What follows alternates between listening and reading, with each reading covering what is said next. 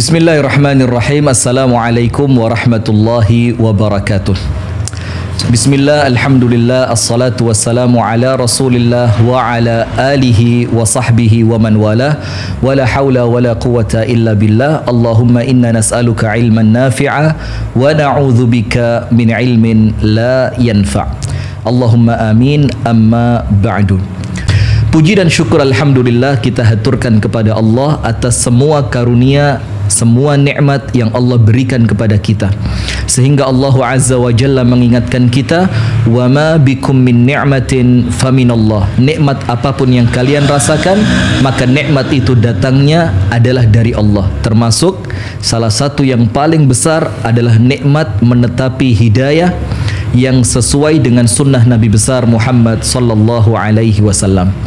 Kemudian salawat beriring salam semoga tercurahkan kepada Nabi Agung Nabi Muhammad sallallahu alaihi wasallam, di mana dengan mencukupkan diri dengan menjalankan sunnahnya, tuntunannya, insya Allah kita akan mendapatkan keselamatan, kebahagiaan dan kemuliaan mulai dunia ini sampai di akhirat kelak. Pemirsa Madani TV dimanapun Anda berada, alhamdulillah setelah lama dinanti-nanti kami kembali menghadirkan di hadapan layar kaca pemirsa sekalian, yaitu melanjutkan bagian yang keempat dari ta'dil atau meluruskan sebagian pemahaman yang keliru dari teman-teman Islam Jamaah. Dan kembali di malam hari ini kita bersama guru kita bersama tamu kita yang mulia, yaitu Ustadz Khalil Bustami. Assalamualaikum Ustadz. Waalaikumsalam warahmatullahi. Masya Allah, sudah lama sekali Ustadz ya. 3 bulan. 3 bulan, Masya Allah. Karena Ana juga perhatikan nampaknya kesibukan udah mulai banyak. Waktu itu sempat ada daurah di Kota Batu juga, yang itu juga antum hadir di sana dengan beberapa asatidzah yang lain. Dan kemudian bagaimana Ustadz kesehatan? Alhamdulillah. Alhamdulillah, nampaknya semakin segar, semakin hari ya. Alhamdulillah. Baik Ustadz Khalil, tanpa berpanjang lebar lagi, ada satu janji yang telah beliau janjikan kepada kita 3 bulan yang lalu. Dan nampaknya ini kalau diungkap Ustadz mungkin akan menjadi sesuatu yang apa ya, menggemparkan juga, pembuka yang panas. Iya, maka judulnya kan dibikin sama teman-teman ini geger geden itu kan bahasa Jawa ya. Kalau bahasa Indonesianya itu keributan besar.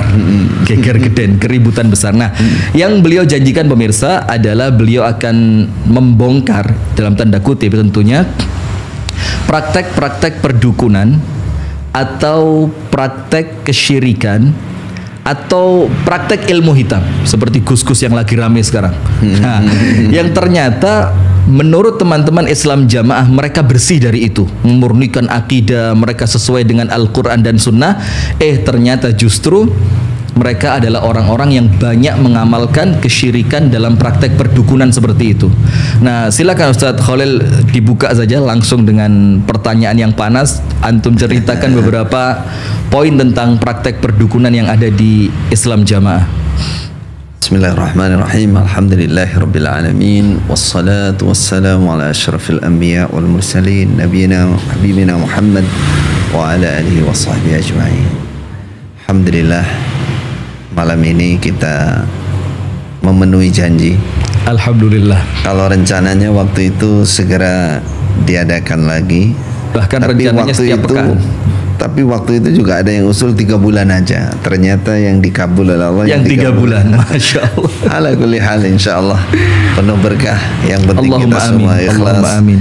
Bahwa ini adalah dakwah islahiyah, perbaikan khususnya bagi saudara-saudara dari Islam Jamaah dan umumnya bagi saudara kita semua umat Islam, supaya bisa saling menjaga, saling ta'awun dalam menjaga kemurnian Islam yang kita tetapi bersama.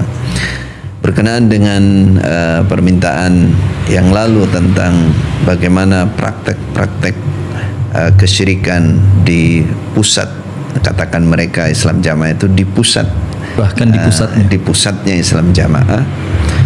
Kalau secara umum mereka tidak terang-terangan dan bahkan mereka rahasiakan dengan rapat sekali, Ya, dengan rapat sekali.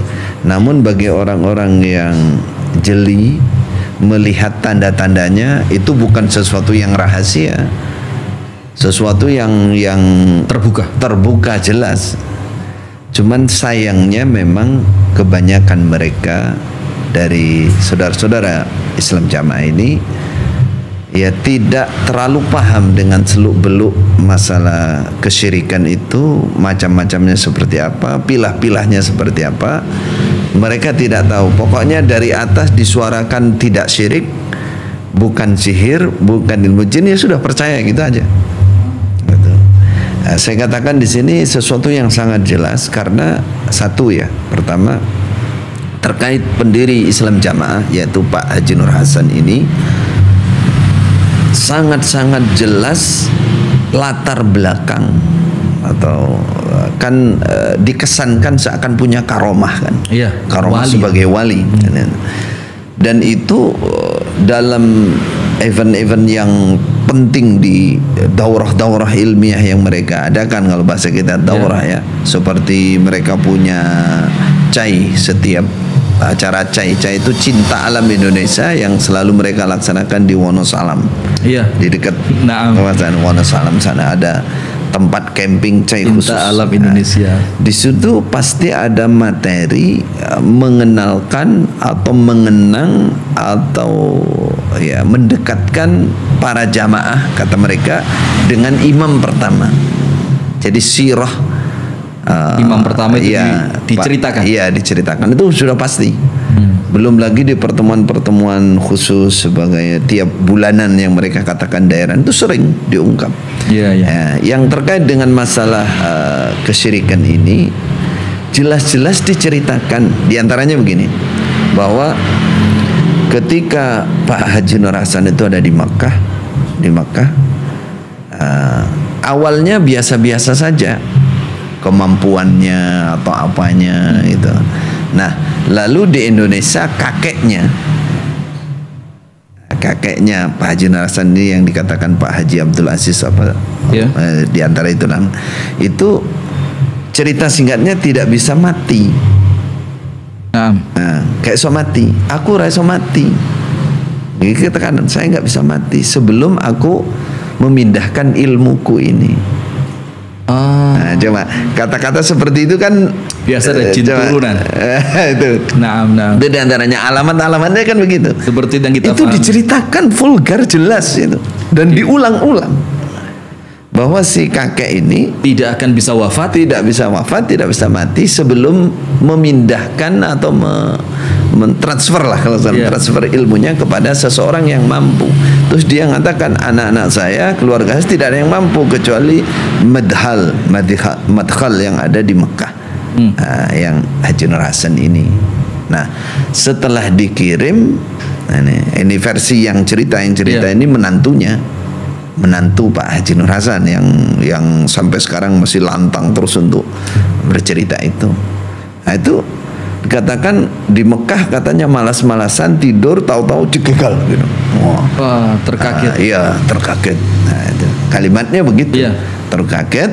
Nah, terus yang di Indonesia kakeknya itu meninggal. Artinya ilmunya sudah tertransferkan. Betul. Ini kalau kita rujuk ya dengan dalil, dengan iktimat kita kepada Quran dan Sunnah, kemudian cerita-cerita para ulama, ini kan sudah masuk ke ranah itu, ranah takhayulat, ya kesyirikan, khurafat kan sudah masuk di situ. Tapi ini coba dibayangkan, ini seorang mantu Pak Haji Nur Hasan, seorang tokoh utama, bahkan ini istilahnya tangan kanan imam, Pak sesepuh yang dianggap paling top, seperti itu. Coba, berarti kan kosong sama dengan masalah ini kan, bahwa itu sesuatu yang kalau kita paham itu aib sebenarnya. Iya, aib sebenarnya, menjatuhkan, dan itu diceritakan dan di setiap acara-acara CAI itu ya. CAI itu diceritakan kepada para pemuda. Nah, setelah cegegal begitu di Mekah, baru istilahnya semangat. Jadi prestasinya langsung. Ya, menurut cerita. Allah alam kebenarannya. Nah itu padahal mau anda tanyain tadi. Ya, ini cerita sekedar cerita terus atau dimuat cerita hafal Quran dalam 1 bulan. Masya Allah. Kemudian hafal 49 hadis, kitab hadis menurut mereka. Menurut mereka, kalau mereka bilang hadis itu kitab hadis. 49 hadis dan lain-lain lah. Cerita Allahu alam kebenarannya. Nah ini masalahnya kan cerita asarnya nggak ada bekasnya. Kalau orang ahli hadis kan pasti ada kitab susunannya. Tapi apa minimal yang kita pahami dari situ Ustaz, ada cerita yang menurut umat Islam yang faham itu adalah cerita kesyirikan, bagaimana mentransfer ilmu yang dari alam jin lah kita katakan seperti itu kepada salah seorang di antara anak turunnya, dan itu mereka tidak paham bahwa itu suatu pelanggaran begitu. Artinya memang kebodohan yang luar biasa, yang penting disampaikan oleh atasannya, maka yang bawah wajib mengatakan ini pasti benar dan ini bukan syirik begitu. Itu cerita yang luar biasa ini. Jadi setelah itu berkembang lagi cerita kejadian-kejadian di Mekah, misalkan di bawah sajadahnya lalu ada uang, penuh uang di bawah sajadah. Kemudian tempat-tempat beras habis, terus tahu-tahu penuh dengan beras. Dan ini diceritakan secara turun-temurun terus. Masya Allah.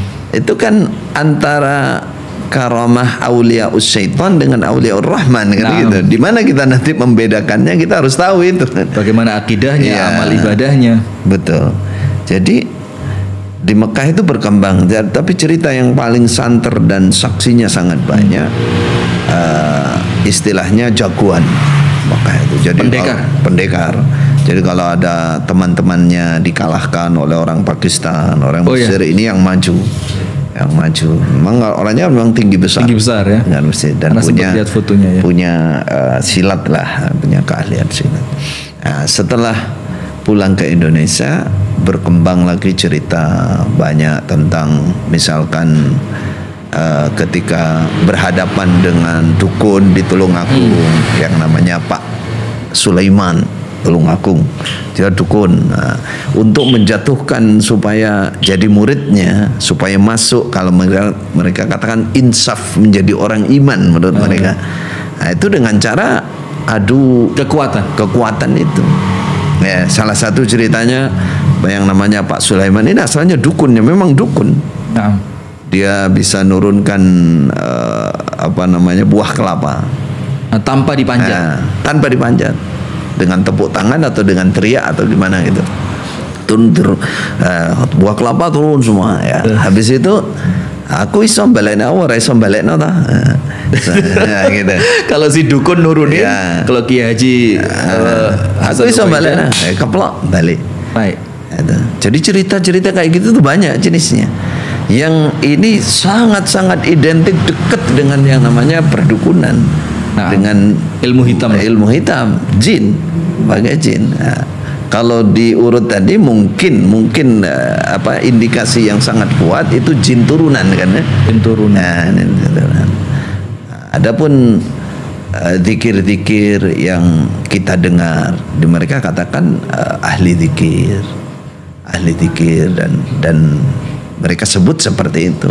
Allahu alam zikir yang dipakai seperti apa kan tidak tentu. Cuman kalau kita melihat beberapa murid,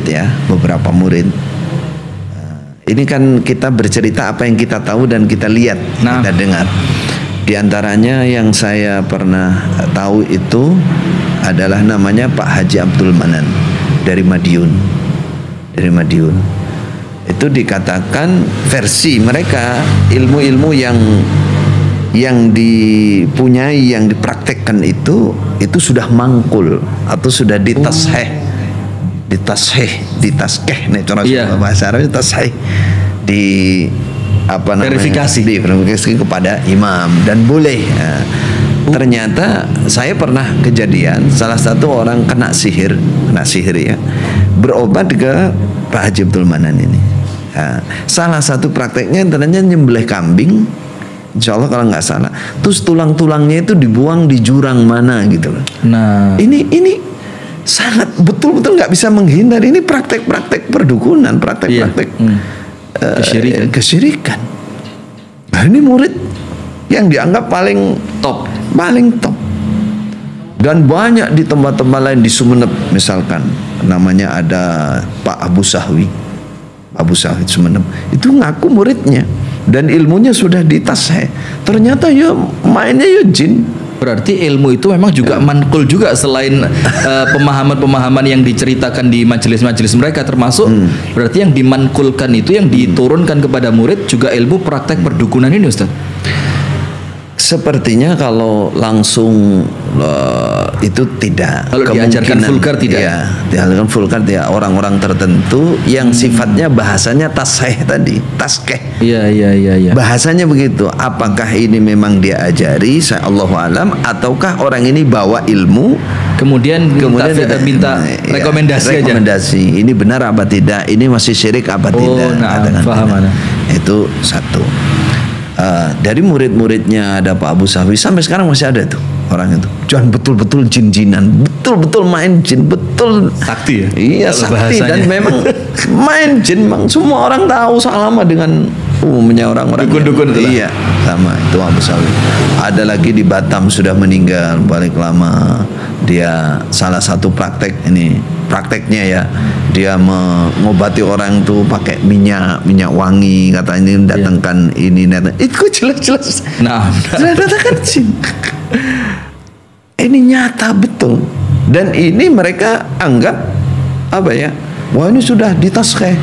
Ya, enggak, tidak termasuk kesyirikan. Ini cuman gitu aja. Karena mungkin anggapan mereka, gitu Ustaz, ketika itu syirik maka nggak mungkin ditasheh begitu kan? Ya. Ketika sudah ditasheh berarti seperti yang antum bilang tadi, berarti sudah ini yang diajarkan atau yang diamalkan ini bukan ilmu hitam yang syirik, tapi yang sudah benar gitu. Ya. Apakah kemudian jamaah dari Islam jamaah ini yang dibawa-bawa, Ustaz, hampir semuanya mengerti yang seperti itu? Artinya mengerti amalan itu ada di kalangan mereka, atau bahkan amalan pun tertutupi, misalkan yang seperti yang di antum bilang di mana Sumeneb tadi ya, atau yang di Madiun, itu jamaah di bawahnya tahu nggak kalau atasan-atasan mereka itu berbuat seperti itu? Itu yang kita sangat kasihan betul di bawah itu, dia tidak mengerti seperti yang saya ungkap tadi, rincian syirik itu apa kan. Pokoknya kalau sudah dimuat, ini orang lama, ini muridnya Pak Haji Nur Hasan, sudah percaya aja. Ada lagi kejadian dulu ini, bahkan kalau tidak salah ini semacam anak tiri mungkin ya, anak tiri. Jadi ada janda dikawini, dan ini menjadi kalau nggak salah di kawasan Pati, namanya Pati di Pati, Jawa Tengah. Ya, kalau saya ingat salah satu yang saya ingat namanya Pak Tarom. Ini saya sebut sekalian biar Islam jamaah biar terbuka, biar tahu betul, biar neliti betul apa yang saya omong ini. Jadi nama-nama itu nggak kita blur ya, supaya biar cek mereka, cek langsung ya. Tapi Pak Tarom ini pun sudah meninggal dunia. Ini dulu ini wakil imam di daerah situ,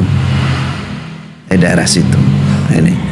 Jadi sangat jelas praktek itu praktek perdukunan, memang menggunakan jin. Salah satunya begini, salah satu muridnya datang ke saya dan bapak saya saat itu. Dia bilang, yang saya ingat ya sudah lama sekali, tapi saya masih ingat bahwa ini memang praktek perdukunan, praktek jin-jinan. Dia bilang gini, saya bisa membunuh jin.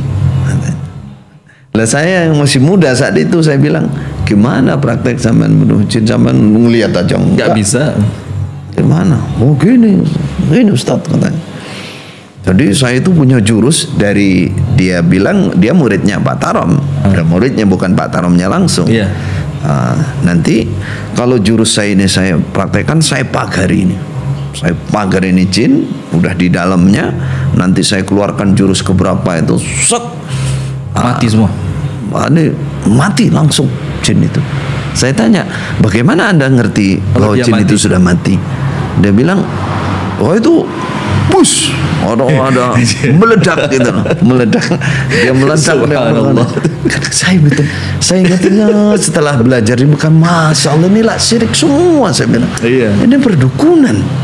Jadi kayak ada asap bus gitu, dia katakan gitu, mati.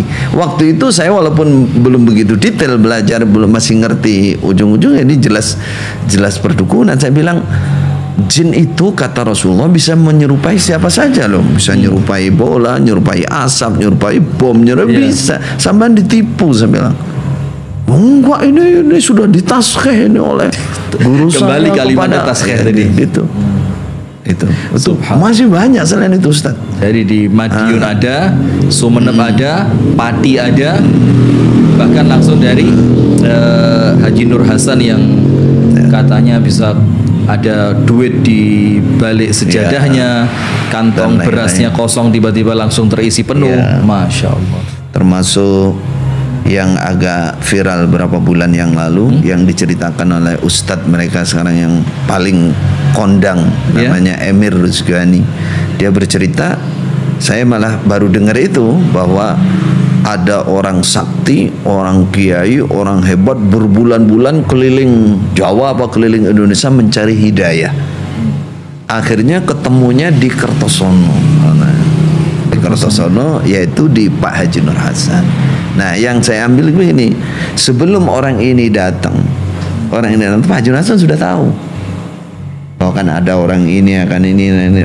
Padahal ini orang keliling Mbah Surip apa siapa namanya. Nah, itu jelas-jelas orang nggak jelas gitu loh, orang mungkin juga nggak sholat, mungkin juga apa ya kayak orang linglung yang jalan yang lagi rame sekarang juga yang Dodo Tiro itu, antum tahu Ustaz? Ya sejenis-jenis gitu. Nah, ini Pak Haji Nur Hasan sudah ngerti sebelum dia datang. Coba. Nah, dia nanti akan datang begini. Bahkan setelah datang katanya dialognya bisa disemak deh, ucapannya, ceritanya Emir Rizkiani sekarang di Australia. Dia mengatakan cerita banyak dia. Jadi dialognya antara Mbah Surip dengan Pak Haji Nur Hasan itu betul-betul ini kesan kalau orang menilai, kalau orang ngerti perdukunan. Antara jin dengan jin ini seperti itu. Tidak ada itu dah ayat Quran hadis Nabi saja la ya'lamul ghaiba illallah. Siapa yang, apakah malaikat? Dia nabi kan bukan. Wa indahu mafatihul ghaib la ya'lamuha illahu. Ini terkait imam yang pertama. Sekarang yang kedua, yang ketiga. Pertama yang sekarang. Sekarang apa kondisinya di atas? Ketika saya pulang dari Mekah 2010 dengan teman-teman, yang kami jumpai satu,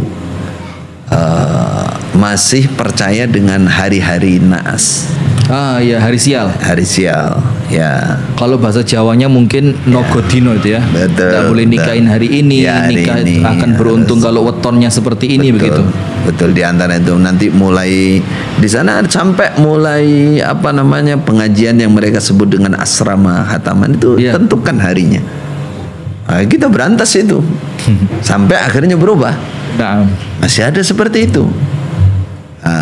Di keluarga termasuk di menantu yang saya sebut ini tadi, menantunya Haji Nur Hasan. Sampai sekarang dia mengatakan di rumah ini ada mbah ini kayak gitu. Ini sangat jelas gitu, sangat jelas. Dan itu masih hidup di antara mereka. Sangat jelas. Ya Allah. Ada mbah ini di rumah ini, ada mbah ini, nanti mbah opo. Itu jin kan? Jin. Siapa lagi? Itu contoh. Itu contoh. Kemudian yang saya jumpai sendiri dan saksinya banyak. Ketika saya pulang masih awal-awal di rumah yang namanya Imam Islam Jamaah yang ketiga, yang sekarang ini, yang masih ini, itu mungkin setiap bulan didatangi wanita kalau nggak salah dari Bekasi, yang notabene itu jamaahnya, tapi dia bisa bercerita. Ceritanya kayak ilmu perdukunan gitu. Lah, maksudnya gimana? Contohnya misalkan sakit, jenengan disihir oleh ini. Oh, dibaca lah. Ya, dibaca. Nanti ada orang kirim mangga, kirim apa, hati-hati jangan dimakan. Itu ada ininya. Itu coba. Ini apa bukan dukun? Membaca sesuatu yang gaib. Iya. Subhanallah. Walaupun pakai kerudung. Dan itu percaya coba. Nah, itu yang saya jumpai. Dan sampai sekarang masih ada itu perempuan itu, artinya. Allahu a'lam. Waktu saya awal-awal.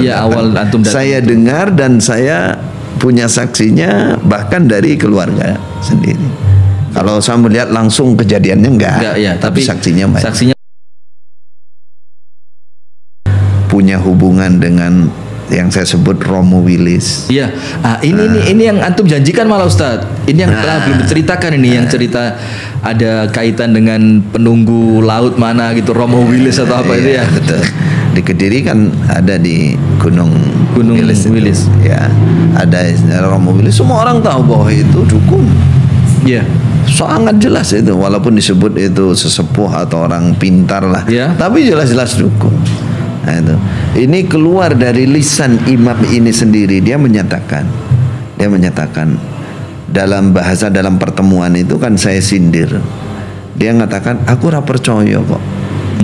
Aku mau teko. Ini seorang imam pembawa menuju surga datang ke dukun, dia nggak ngerti apa bahayanya, apa gimana. Sholatnya 40 hari nggak diterima. Kalau diterima, kalau dia percaya kafir. Tapi datangnya tok ini dengan seorang imam itu yang kemaksiatan besar, yang mengaku itu murni Quran dan hadis, akan membawa orang ke surga, kok datang.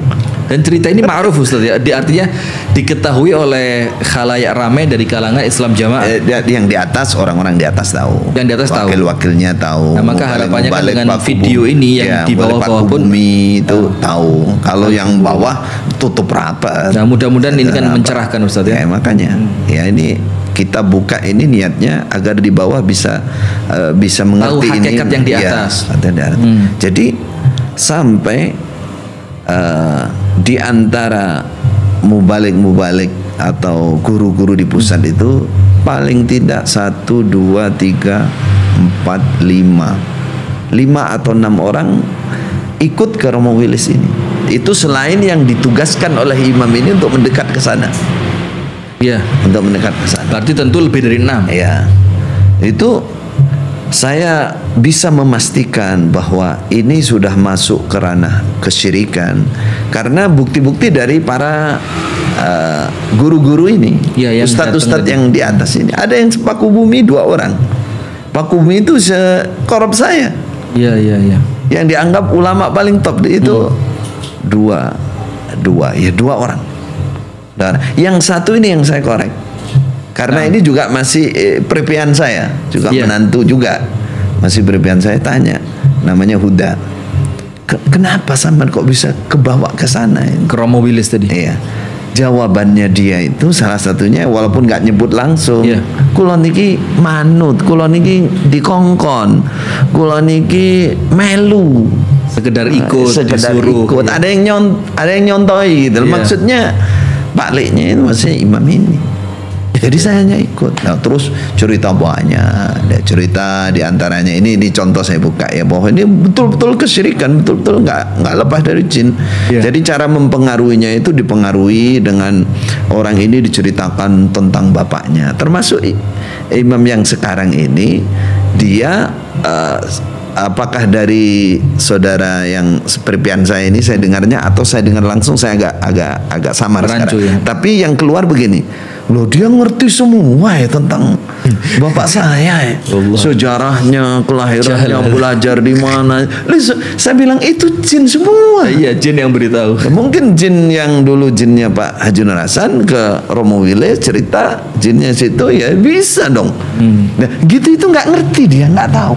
Dia perasaannya berarti ini orang dekat gitu, ini temannya, orang hebat sama hebatnya. Akhirnya sama dengan peripian saya ini tadi yang juga menantu juga dari Pak Gumi, ini juga ngomong gitu. Saya ini kata Romo Willis turunan raja dari bangga dia. Iya, tuh ngomong gitu. Saya ini turunan ini Joko Tingkir lah apalah ya. Sampai akhirnya dikasih cincin itu besar gitu. Sampai ini dia itu beras jatah untuk makan dia di pondok itu dibawa ke sana. Kirim ke Romo Willis. Iya, sampai mobil digadaikan, uangnya juga bawa ke sana. Jadi kayak dibikin linglung. Jadi beberapa pertemuan hipnotis. Ya, beberapa pertemuan itu diminumin air kelapa. Ini menantu yang satunya, yang ustadz biasa bukan Pak Gumi. Dia cerita kalau sudah diminumi kelapa itu Romo Willis itu sudah tahu di mana dia berada. Oh, kayak dimasukin chips gitu ya? Dia seperti mana ketahuan. Itu di atas ini, di pusat yang sini, dan sekarang. Artinya ini pada saat pentolan-pentolan mereka dalam keadaan nggak ngerti akidah. Nggak ngerti akidah. Terus kemudian mengatakan bahwa mereka akidahnya yang paling benar begitu. Jadi itu yang saya luruskan pertama kali datang. Sampai sungguh menyedihkan di keluarga keimaman ini terjadi. Pernah ya salah satunya ya imamnya ini sakit waktunya bengkak. Bengkak sekali. Itu yang dituduh siapa? Dituduh iparnya. Dari mana ngertinya? Dari orang pintar. La ilaha illallah. Yang nyihir kamu itu. Akhirnya hampir terjadi gegeran itu. Iya. Yang ponakannya, wah saya bunuh saja itu. Masa nyihir bapak pamannya sendiri. Nah, itu seperti itu. Ada lagi dengan yang sekarang ini, mohon maaf di perusahaan rokok yang ada di Kediri. Itu kan dia juga punya orang pintar.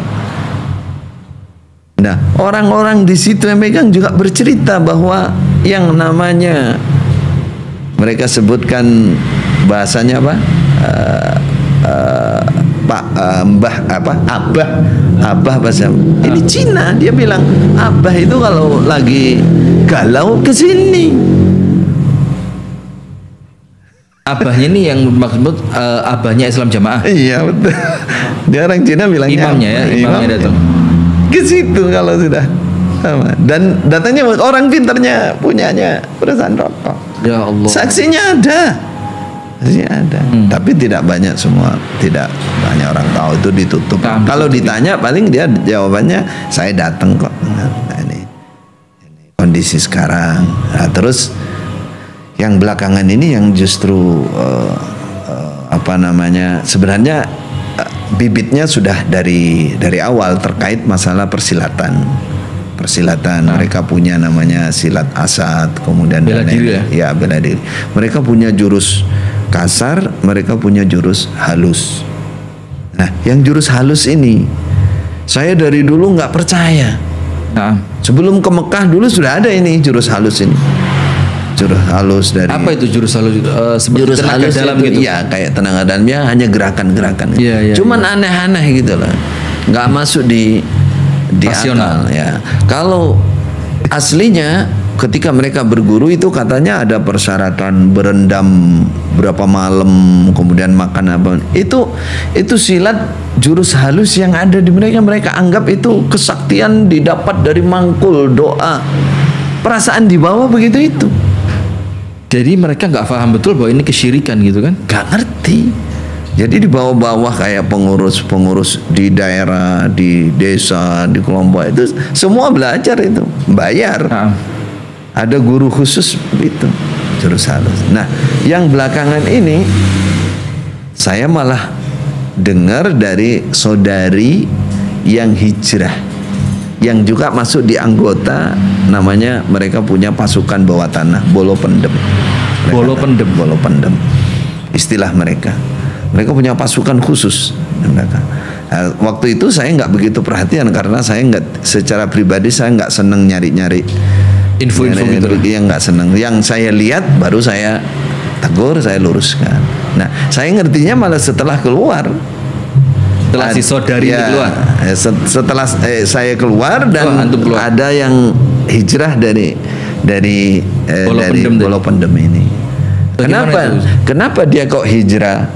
Ternyata dia ini jadi wanita ini dari luar Jawa aslinya. Kalau nggak salah ibunya atau bapaknya mati kena sihir. Karena mati kena sihir, dia akhirnya belajar. Singkat cerita belajar ilmu-ilmu sihir itu dia pelajari bagaimana tujuan dia untuk mempelajari sebenarnya sihir itu apa sih? Bagaimana cara dia pelajari itu. Karena latar belakang orang tuanya meninggal karena sihir. Dia hanya ingin tahu sihir itu mana. Nah, terus di Islam Jamaah dia dimasukkan di anggota khusus bolo pendem ini. Wanita itu perempuan. Nah, ternyata dia bercerita dari praktek mereka jelas-jelas menggunakan jin. Jadi tokoh saya nggak hafal namanya karena saya nggak nyari-nyari saat itu. Tokoh utamanya sudah meninggal juga. Itu pakai jin juga, jin macan putih, macan apa gitu. Macan putih. Ya, macan putih. Dan itu mereka anggap bahwa itu suatu kemurnian, suatu.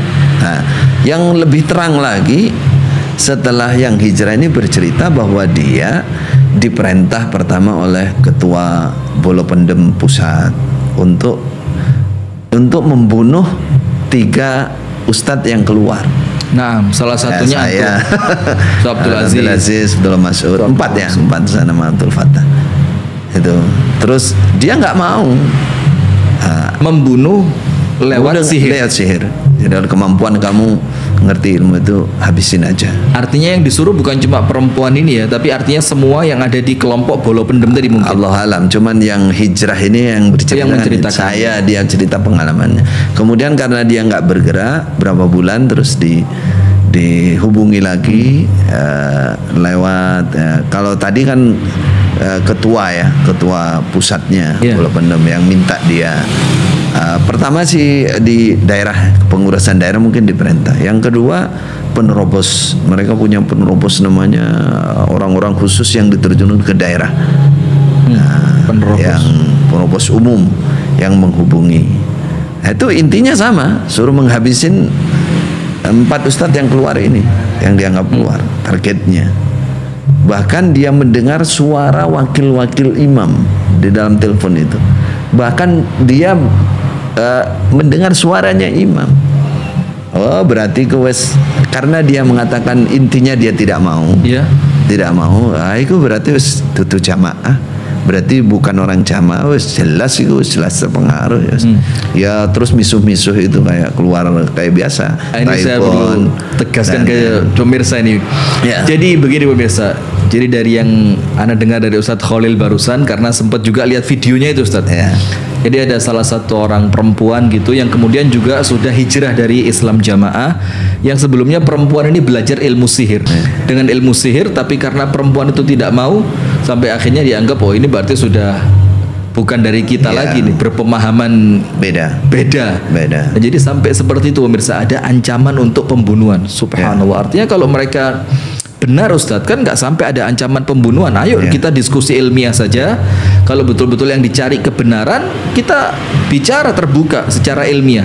Tapi kalau sampai ada bunuh-bunuhan ini nampaknya udah parah. Apalagi wasilahnya wasilah sihir. Betul. Wah, jadi ini yang mau kita angkat, bahwa imam sekarang, wakil-wakilnya, orang-orang di pusat yang terkait dengan ilmu kanuragan itu betul-betul meraktekkan jin-jinan. Ya Allah. Sampai yang hijrah ini cerita bahwa kalau sudah lewat jam 12 malam itu ada latihan-latihan khusus. Ada yang dari jarak jauh, dia taruh botol aqua, kemudian dia taruh jarum-jarum, dia pakai jurus apa, dengan dalih berdoa kepada Allah. Itu sangat jelas bahwa itu perdukunan. Nah, tapi satu yang kemudian mengganjal di pikiran saya Ustadz, artinya begini. Karena memang dari awal, mulai part yang pertama dulu, salah satu masalah terbesarnya adalah kebodohan. Karena tidak diajarkan akidah yang benar. Bahkan ketika membaca kitab hadis pun, itu ada beberapa hadis yang sempat dalam tanda kutip disunat lah, dipotong-potong penjelasannya segala macam. Nah tapi kemudian kan tentu mereka dari kelompok Islam Jamaah ini, kan mereka juga berinteraksi di masyarakat luas Ustaz. Artinya mereka tahulah dukun seperti apa, kemudian ilmu-ilmu sihir itu bagaimana di masyarakat luas yang difahami oleh masyarakat. Nah tapi kok sampai setidak mengerti itu mereka, bahwa apa yang mereka pelajari, apa yang sedang dilaksanakan yaitu kirim sihir, ancaman membunuh orang, kok mereka nggak ngerti bahwa itu sihir itu separah apa kira-kira Ustadz? Jadi kembali ke yang saya bahas tadi, karena sudah diopinikan, didoktrin sejak lama bahwa di pusat itu pasti murni. Di pusat itu ahli Quran, ahli hadis, doktrin, ahli ibadah, ahli ini, sehingga di bawah itu percaya saja. Dan umumnya mereka kan orang awam, nggak pada gubris hal-hal yang seperti itu.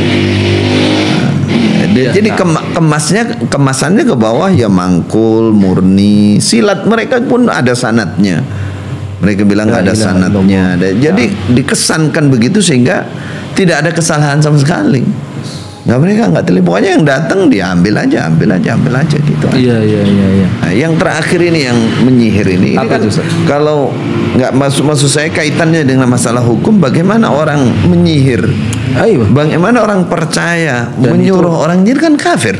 Termasuk Iya. pembatal keislaman. Pembatal Kalau bahkan keislaman. dalam fikih Syafi'i pun di dalam bab riddah salah satunya sihir yang menjadikan betul. orang itu murtad. Mereka itu nggak tahu kayak gitu, dan itu pusat. Atau jangan-jangan sudah Coba. murtad sejak dulu. Waliyadzubillah. Ini La ilaha illallah.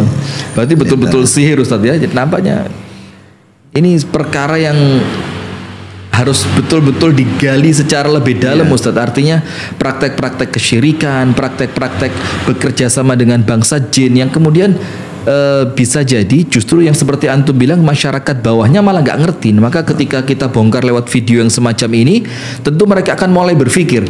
Karena lucunya begini Ustaz, di video-video yang kita keluarin, alhamdulillah, kan itu juga seperti nampaknya ada buzzer juga, ada buzzer dari mereka yang kemudian emang Khalil itu ustadz gitu, ada kalimat-kalimat seperti itu, ada yang mengatakan lagi macam-macam loh, artinya buzzer mereka. Tapi secara tidak langsung kita pun paham ketika mereka bisa berkomentar di akun-akun yang kita keluarkan, artinya mereka kan menyaksikan juga.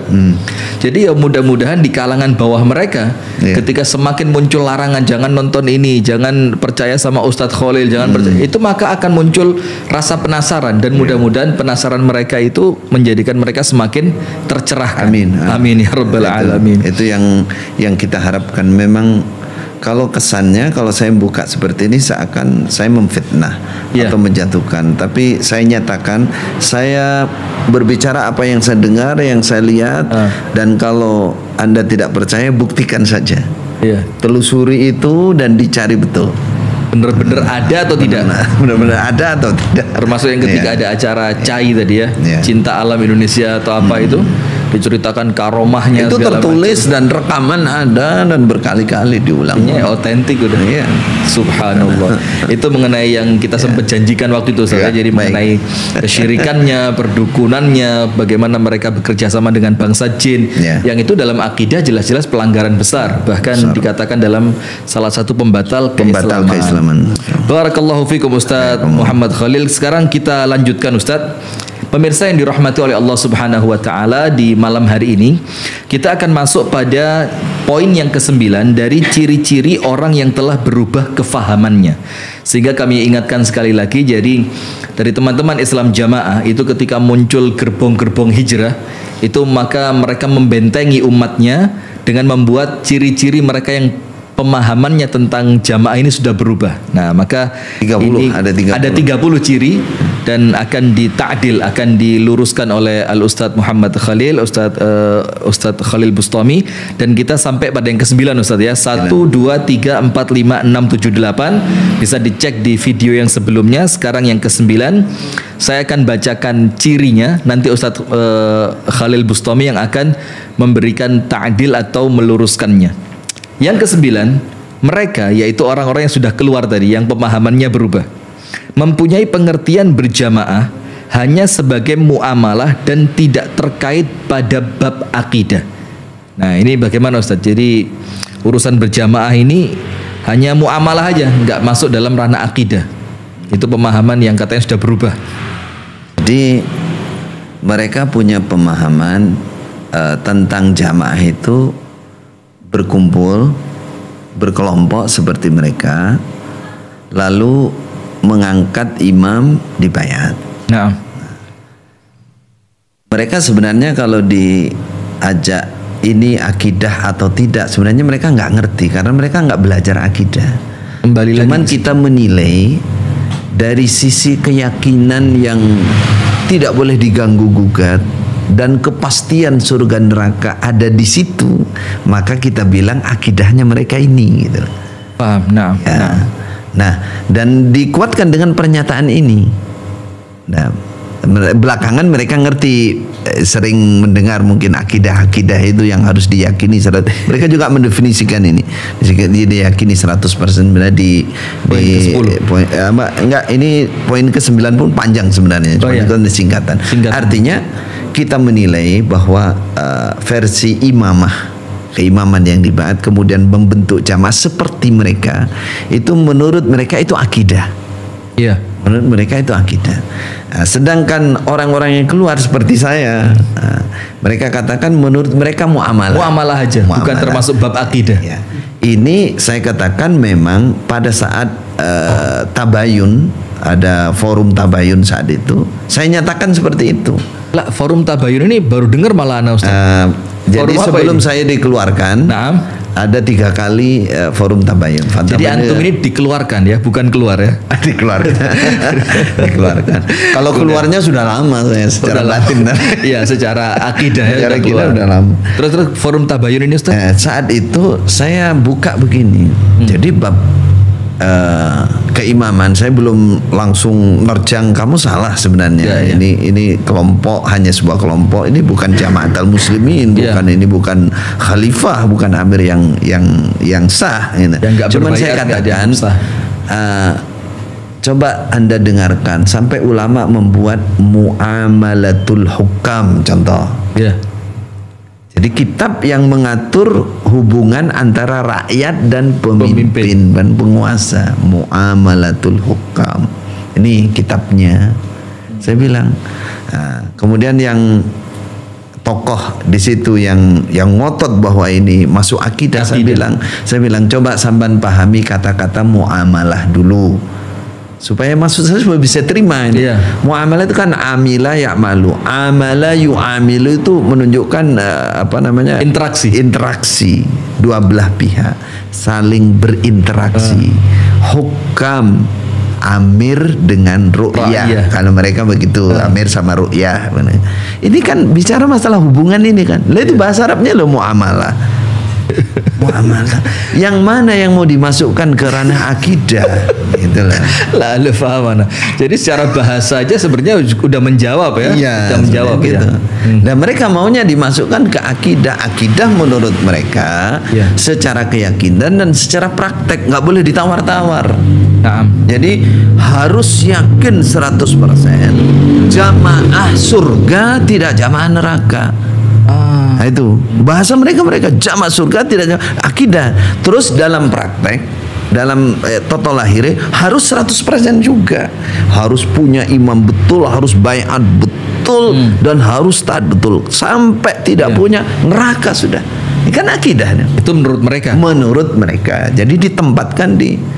Berarti Islam jamaah ini adalah jaminan surga, yang di luarnya jaminan neraka. Neraka pasti. Karena ini perkara akidah. Akidah. Berarti walaupun mereka nggak ngomong terang-terangan bab akidah, itu pun kenyataannya begitu. Apalagi ini sudah ada dia mengatakan sudah masuk pemahaman yang berubah. Iya, kalau yang berubah pemahamannya maka ini dianggap sebagai bab muamalah.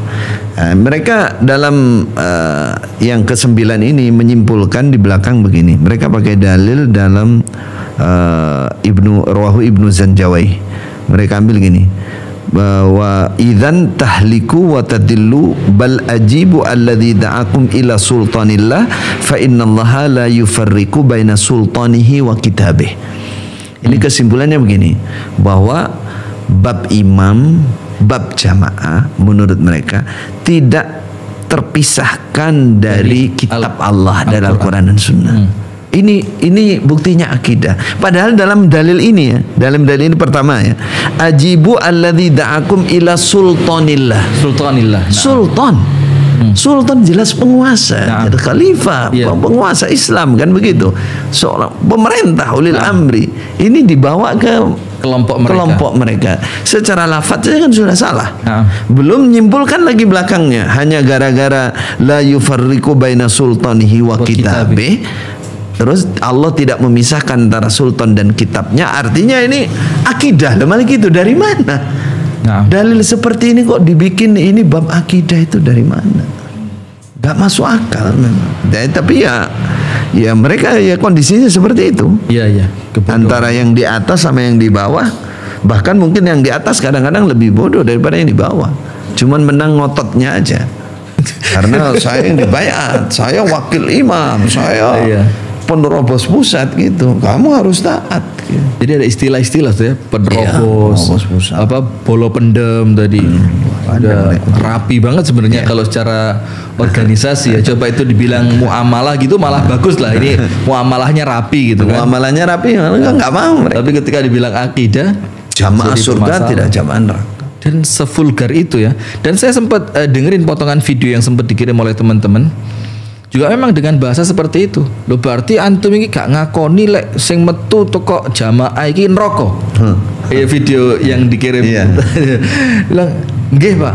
Oh ya berarti antum itu keluar kata-kata kotor itu kan, keluar kata-kata kotor. Oh ya. Itu akidahnya. Karena mereka menganggap jamaah ini akidah mereka. Di luar ini berarti akidahnya salah dan pasti neraka. La ilaha illallah. Kalau mereka sudah ngomongkan akidah, mereka nggak kepikiran apa itu rukun iman yang 6, apa itu tauhid, nggak mikir itu. Pokoknya ini. Pokok ngikut imam. Ngikut imam. Baiat kepada imam. Ada akidah utamanya ya ini.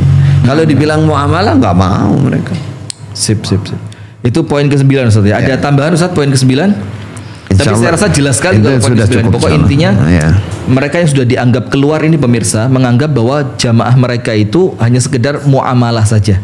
Bagaimana bermuamalah dalam perkara dunia dengan hukam atau yang lain. Tapi menurut mereka dari kalangan Islam jamaah, kelompok mereka ini, jamaah mereka ini adalah akidah. Siapa yang di dalam maka surga, siapa yang di luar atau tidak mau baiat maka neraka. Dan itu kalau kita belajar kitab akidah yang dasar aja udah paham insyaallah. Poin yang ke-10 untuk mereka yang berpemahaman berubah atau berubah pemahamannya terhadap jamaah, mereka yaitu yang sudah keluar mempunyai pengertian berjamaah hanya sebagai kesempurnaan dalam menetapi agama Islam. Artinya hanya faktor kesempurnaan saja, bukan prinsip gitu Ustaz ya. Berarti mereka menganggap prinsip. Nah, bagaimana itu Ustaz? Mirip-mirip dengan yang ke-9 mungkin? Jadi kalau mereka menyatakan lanjutan itu kepahaman kami berjamaah hukumnya wajib bukan hanya sebagai kesempurnaan dalam menetapi agama Islam. Dalilnya banyak sekali. Bab jamaah yang jaminan surga-surga mereka ambil semua. Dalilnya itu.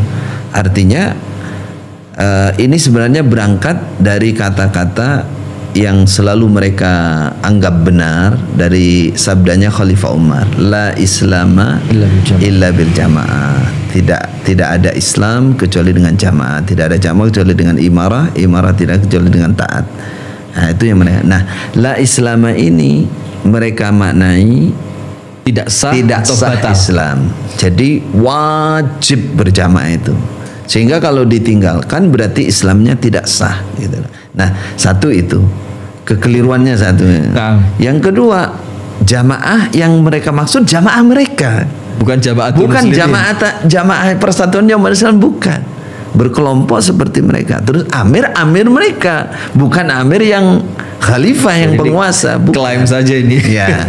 Berangkat dari situ keyakinan yang sudah mendarah mendaging doktrin itu, mereka mengatakan berarti kalau ada orang mengatakan bahwa berjamaah seperti kita, berimam seperti kita ini adalah hanya kesempurnaan dalam Islam. Artinya orang pokoknya sudah rukun Islam, rukun iman, terus tanpa ini gak ada masalah. Nah, itu menurut mereka masalah gitu.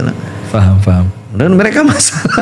Bukan hanya itu. Nah, saya waktu itu sampai saya kasih ini di forum Tabayun juga di terakhir itu saya bilang, coba saya ingin tahu makna kesimpulan la tadkhulul jannata hatta tu'minu wa la tu'minu hatta tahabbu. Kalian tidak bisa masuk surga sampai kalian beriman. Kalian tidak beriman sampai kalian saling mencintai. Saya gambar kalau ada orang jamaah bertengkar, bermusuh, saling mencintai kan? Berarti ini kan enggak iman. Enggak iman berarti kafir dong. Berarti enggak bisa masuk surga. Ini apa maknanya nih? Apa jawabannya Ustaz? Jawabannya ya tolak aja. Iku orang menunggu mangkule lah gitu jawabannya. Terakhir pasti begitu. Mangkulnya nggak begitu. Gitu. Nah itu ya memang bicara masalah kesempurnaan. Jadi kalau sudah diberi perbandingan tuh pokoknya mangkulnya begitu. Mentoknya ke situ. Iya. Atau ada hadis yang lain mungkin la salata li jaril masjid illa fil masjid. Tidak ada. Nah kalau mereka perbandingan la salatan liman la wudu'alah. Jadi la Islam itu dibandingkan dengan itu supaya mantap. Nah, ini udah loncat. Tidak ada. Nah, Kedua saya kasih tadi la imana liman la amanata lahu. Saya sebutkan. Coba ini gimana? Jadi mau balik yang paling top yang dipasang untuk membantah saya. Coba sampean artikan. La imana liman la amanatala. Tidak ada iman bagi orang yang tidak bisa dipercaya, nggak punya amanat. Saya contohkan, kalau ada orang jamaah berjanji berhutang nggak bayar, nipu, apakah langsung kafir? Ya enggak sempurna. Enggak gitu mankulnya. Nah, itu mankulnya. Saya udah ngerti sekarang jawabannya. Jadi nggak usah tanya dalam. Jadi berangkatnya dari situ. Jadi mereka nggak mau kalau jamaah model mereka itu dianggap hanya sekedar kesempurnaan. Enggak, itu syarat sahnya Islam seseorang. Artinya mirip dengan poin yang ke-9 ya. Cuma kalau poin yang ke-9 mereka ngototnya ini bab akidah. Sementara kita fahami ini bab muamalah saja. Sementara poin yang ke-10 jamaah ini bukan kesempurnaan tapi keharusan. Dan yang dianggap jamaah di situ bukan jamaahnya kaum muslimin secara umum, tapi jamaah mereka. Dan siapa imamnya? Imam mereka. Dengan alasan saya masih ingat banget kenapa mereka menganggap imam mereka itu yang sah, karena yang pertama katanya. Yang pertama mesti al-awwal fal-awwal. Subhanallah. Ada tambahan Ustaz poin yang ke-10? Insyaallah cukup jelas ya. Baik, jadi pemirsa, poin yang ke-10 ada kemiripan dengan poin yang ke-9. Intinya kekeh bagaimana pokok jamaah mereka dari kalangan Islam jamaah itulah merupakan bukan kesempurnaan tapi keharusan. Jadi harus masuk jamaah mereka. Kalau tidak maka tidak sah. Iya, bukan hanya tidak sempurna, tidak sah. Tidak sah Islamnya, imannya, enggak. Tapi kanggu. Itu mereka pemirsa ya, jangan dianggap kami. Lah itu mereka dari kalangan Islam jamaah. Baik, barakallahu fikum. Sekarang kita masuk poin yang ke-11. Di antara mereka yang pemahamannya berubah, mereka mempunyai pengertian di dalam jamaah tidak diajarkan bab akidah atau ilmu tauhid. Jadi yang keluar ini pemirsa menganggap bahwa di dalam Islam jamaah itu nggak diajarkan akidah, nggak diajarkan tauhid. Berarti mereka menganggap mereka ngajarin Ustaz. Ya, mereka merasa. Nah, mereka merasa. Cuman mereka kalau ditanya mana sih pelajaran tauhidnya? Dalam kelanjutannya itu kita mengaji Al-Quran dan Al-Hadis secara mangkul musnad muttasil, sudah otomatis di situ ada bab akidah. Gitu. Ini bukannya benar itu Ustaz?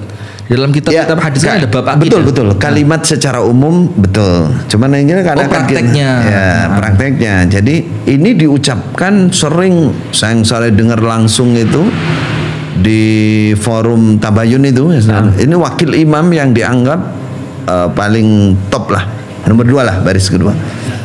Dia mengatakan, jadi kita itu walaupun tidak menceritakan, membahas tentang tauhid, sudah otomatis ada di dalamnya karena kita ini belajar Quran dan hadis. Jadi mengajarkan Quran dan hadis menurut mereka sudah otomatis di situ ada mempelajari akidah dan tauhid. Sementara yang antum tahu Ustaz, tidak ada pelajaran itu. Kenapa kita bilang sesuai dengan yang mereka katakan mereka tidak diajarkan tauhid dan akidah? Karena satu, ketika menjumpai ayat-ayat akidah, ayat-ayat tauhid, tidak ada yang namanya penjelasan secara detail. Umum saja. Ya, pokoknya dibaca iman kepada Allah dan Rasul, memurnikan agama ibadah hanya untuk Allah. Karena ini cuman gitu aja lewat aja. Ya makna secara bahasa saja, letterlock aja, simple aja.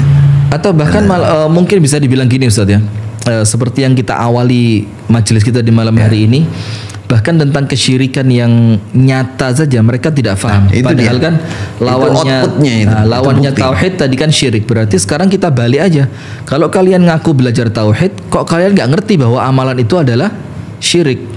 Nah kan aslinya ya bisa diartikan ke sana aja. Artinya kalau mereka masih mengamalkan itu kesyirikan tadi, praktek perdukunan, mempercayai adanya hari sial, kemudian ada karomah-karomah yang nggak tahu itu waliur rahman atau waliur syaitan gitu kan, itu menunjukkan bahwa mereka dangkal akidah dan itu menunjukkan tidak diajarkan. Jadi keplesetnya 2 dari pernyataan mereka belajar mengajarkan Quran hadis, otomatis sudah belajar akidah dan tauhid. Keplesetnya 2 mereka. Satu, mereka ketika bertemu dengan ayat-ayat tauhid ayat kita, mereka nggak ngerti bahwa itu ayat tauhid, ayat akidah. Karena mereka tidak membaca tafsir, tidak menukil dari para ulama. Kalau orang baca Ibnu Katsir saja misalkan ya, di situ kan ada pendalaman. Ini bab bagaimana mentauhidkan Allah dalam rububiyah. Imam Ibnu Katsir menjelaskan di ayat surat Al-Baqarah aja sudah ada. Mereka nggak kenal itu. Terus artinya kesimpulannya yang pertama ini, di dalam memaknai itu semau mereka. Mereka juga nggak ngerti apa itu tauhid. Apakah ini ayat ini akidah apa bukan? Nggak ada perincian seperti itu. Pokoknya dibaca. Satu itu. Yang kedua, mereka tidak membaca dan tidak mengajarkan kitab-kitab tauhid yang sudah disusun oleh para ulama. Nah, yang fokus bahas tauhid, bukan kemudian secara umum hadis ada di dalamnya tauhid, bukan, tapi khusus nggak ada, Ustaz. Nggak ada. Mereka justru anggap itu sebagai kitab karangan penyesat umat. Kitab karangan mereka bilang gitu. Udah pasti begitu. Jadi dari dua kekeliruan ini, akhirnya mereka kita simpulkan tidak belajar dan tidak mempelajarkan tauhid. Bukti apa tadi? Sudah panjang lebar, nggak ngerti itu. Nah, dari awal ya. Syirikan nggak ngerti, jin-jinan perinciannya seperti apa nggak tahu. Dan tidak ada kehati-hatian di dalam masalah itu. Berarti udah jelas ya poin yang ke-11 ini memang tidak bisa dipungkiri bahwa memang ternyata di dalam Islam jamaah tidak diajarkan akidah dan tauhid secara khusus. Walaupun mereka mengatakan secara umum kitab-kitab hadis, kitab-kitab tafsir kan mengajarkan tauhid, tapi buktinya yang antum bilang tadi, mereka nggak tahu ayat itu ayat akidah, ayat tauhid, mereka nggak ngerti. Kemudian yang kedua dengan pengalaman saya, mohon maaf. Jadi saya pulang dari Mekah saat itu ingin sekali memasukkan tauhid kepada orang-orang di pusat, mulai imam dan waktu nggak berhasil. Saya hanya dibatasi waktu itu diajarkan di Paku Bumi yang khusus korp itu. Sudah dibahas di situ dulu, ajarkan di situ. Saya mulai dari namanya At-Tauhid Muyassar. Yang kecil, buku kecil itu. Nah, sedikit masukkan. Kisah akhirnya kitab itu dibuang, disimpan. Kitab karangan. Itu yang mau balik Paku Buminya dan tidak bisa terus ke yang lain. 7 tahun lah saya baru Tauhid Muyassar, itu pun nggak dipakai akhirnya oleh Paku Bumi, nggak dipakai. Ada begini Ustaz, tidak dipakai itu karena mereka faham ini benar, akhirnya membahayakan untuk kelompok mereka, atau yang kedua betul-betul karena buta ilmu. Ini kira-kira yang lebih dekat yang lebih dekat yang kedua. Jadi karena mereka tetap ke doktrinnya itu pokoknya selain kutubusitas dan ini itu kitab karangan gitu. Jadi antum sempat mau masukkan kitab-kitab akidah, tapi kemudian dibahas di Paku Bumi aja udah mental itu ya. Udah mental. Tapi sempat dibahas sama antum. Ya dibahas dalam beberapa pertemuan, cuman bahasanya kita haluskan dulu. Sampai di ujung ada beberapa bahasan yang sifatnya mulai masuk ke ranah perbedaan mana munafik, mana kafir, mana murtad, karena ada taksim itu ada kelas. Nah, mereka mulai orang-orang khusus yang ditugaskan oleh imam untuk meneliti pelajaran kita mulai bersuara langsung, wah ini kafirnya nggak sama ini. Ini nggak sama ini mulai menyimpang ini gitu. Subhanallah. Kemudian ini kan bentuk penolakannya. Jadi ketika mulai masuk bab-bab pembagian mana yang munafik, mana yang kafir, mana murtad, mana fasik, ada nifak amali, ada nifak itu, akaidi segala macam. Subhanallah. Jadi ditolak ya begitu. Itu kan bukti sebenarnya. Dan penolakan ini pemirsa yang dirahmati oleh Allah langsung dirasakan oleh Ustadz Khalil Bustami. Jadi artinya pada poin yang ke-11 ini juga bukan hanya opini, tapi betul-betul beliau rasakan. Jadi bagaimana ketika berusaha memasukkan bab akidah atau bab tauhid ke dalam kelompok yang dinamakan Paku Bumi, itu pun akhirnya di sana juga tertolak. Berarti memang dari awalnya mereka tidak menginginkan ada pelajaran itu di kelompok mereka karena khawatir tercerahkan. Ada tambahan Ustadz poin yang ke-11? Insyaallah cukup. Cukup ya, barakallahu fikum. Sekarang kita masuk pada poin yang ke-12 pemirsa. Mereka, yaitu orang-orang yang sudah keluar, yang sudah hijrah dari Islam jamaah, mempunyai pengertian keilmuan di dalam jamaah tidak ada isnadnya. Jadi keilmuannya itu nggak ada sanadnya, karena sanadnya Bapak Haji Nur Hasan tidak bisa ditelusuri asal usulnya. Nah, ini antum yang jauh lebih tahu karena antum langsung ke Mekah ini. Bagaimana Ustadz? Jadi ini kan tuduhan saja. Coba penjelasannya bagaimana? Bener nggak itu nggak ada sanadnya? Jadi mereka yang ada di pusat memastikan, meyakinkan kepada jamaahnya di bawah bahwa Bapak Haji Nur Hasan itu punya sanad, jelas gurunya, jelas kitabnya, semua jelas otentik. Ingin meyakinkan seperti itu ke bawah, ke jamaah yang di bawah, supaya di bawah itu nggak ragu gitu.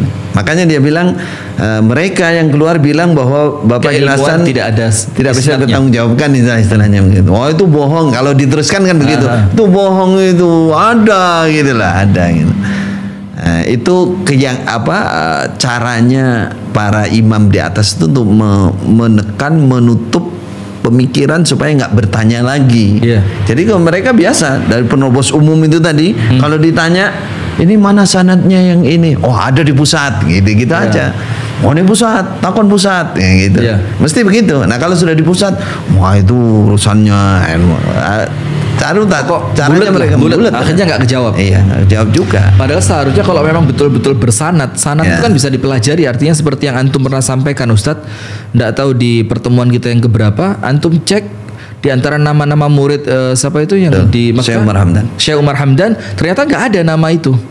Nah, makanya ini yang saya ingin tandaskan, ingin jelaskan kepada saudara jamaah di bawah Cokam, ya, bahwa taruhlah jangan suudzon dulu bahwa kalau bicara begini dikira saya ingin menjatuhkan Bapak Haji Nur Hasan.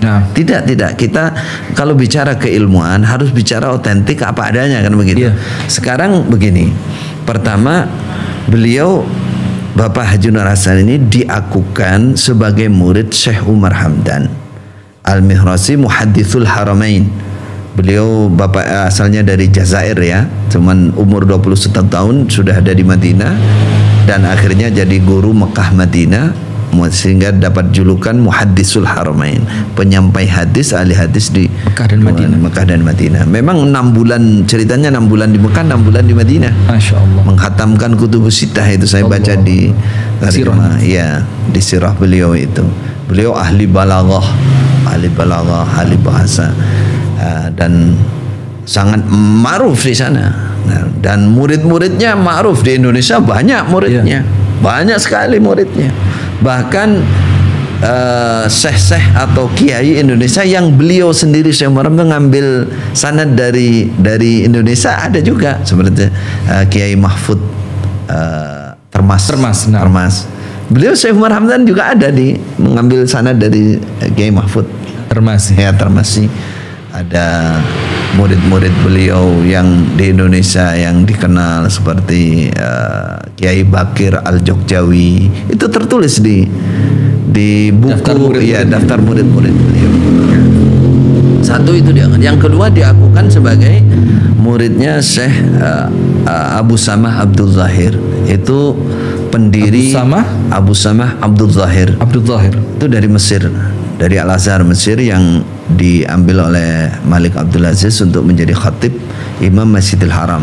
Kemudian beliau mendirikan madrasah Darul Hadis itu. Itu diakukan sebagai muridnya. Nah, dari dari sekolah Darul Hadis atau dari Syekh Abu Samah secara khusus tidak ada buktinya apa-apa. Bukti ijazah atau teman-teman sekelasnya, bukti ijazahnya atau bukti misalkan ijazatul riwayah, nggak ada yang ditunjukkan dan tidak ada, memang nggak ada. Tuh. Kemudian dari Syekh Umar Hamdan yang ada itu Kutubus Sittah. Tapi betul-betul belajar Kutubus Sittah itu. Ini kita mau anukan dulu otentiknya. Kalau betul-betul belajar kita harus cari saksi kan. Jadi sanad yang ada itu dari Kutubus Sittah hanya 5. Ibnu Majah, Sunan Ibnu Majah tidak ada, dari Sahih Bukhari, Sahih Muslim, Sunan Abu Daud, Sunan Nasai, Sunan Tirmidzi. Sunan Ibnu Majah tidak ada. Jadi ada 5. Ini kalau saya ingat dari namanya Bahaji Nur Asnawi. Bahaji Nur Asnawi. Kemungkinan itu salinannya Bahaji Nur Asnawi. Nah, kemudian buku aslinya Allah alam kemana? Allah kemana? Tapi intinya yang ada saat ini seperti itu, 5 itu. Nah, itu yang menjadi asal usul ketika mau menyampaikan Sunan Ibnu Majah. Saya kemudian ketemu, antum dikirim ya, untuk ambil sanadnya. Anda masih ingat cerita itu ya? Nah, singkat cerita, setelah saya di Mekah, saya telusuri murid-muridnya Syekh Umar Hamdan. Bahkan saya mendapatkan buku terjemah beliau, sabet beliau, buku sanad beliau dari cucu-cucu murid yang ada di Masjidil Haram, misalkan Syekh Abdul Aziz Ibnu Abdillah At-Tambakti Al-Hashimi, misalkan Syekh Khalid Turkistani yang mutakharrij Ummul Qura, kemudian Syekh Ali Adam itu juga guru Syekh Darul Hadis, kemudian Syekh masyhur di Darul Hadis. Saya dapatkan itu sana dari jalur itu. Nah, singkat cerita, dari sabet terjemah Syekh Umar Hamdan, saya baca kitabnya.